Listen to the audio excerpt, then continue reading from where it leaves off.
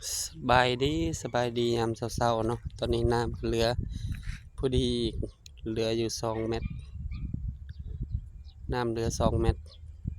เราก็ได้ซ้ำนี้เห็นต่อไม้แล้วเนาะอีกจักหน่อยก็แห้งแล้วเนาะสวยๆนิดหนึงก็จึงสตาร์ทใหม่ฝากพ่อๆแม่ๆเป็นกำลังใจ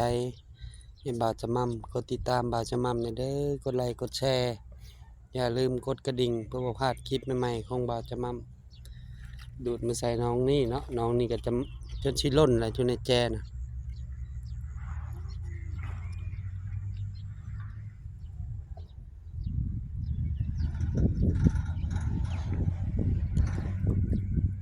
ก็บ่ได้เลิกมันน่ะกว้างซื่อๆแท้จริงก็บ่ได้เลิกปานใด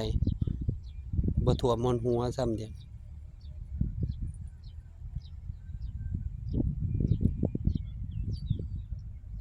อยู่บ่อนต่อไม้ก็ประมาณ1.60 เมตร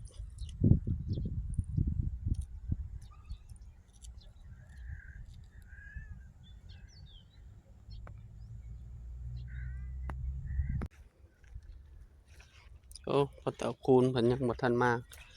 ดนแท้นี่อันนั้นก็เตาถ่านสาวน้อยเป็นขวดถ่านนะ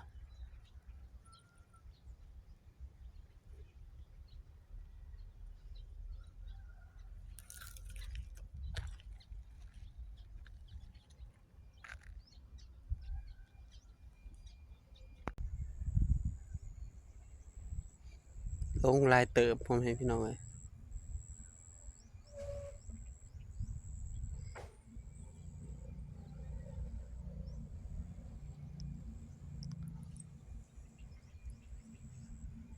้ยกายยามเช้าๆ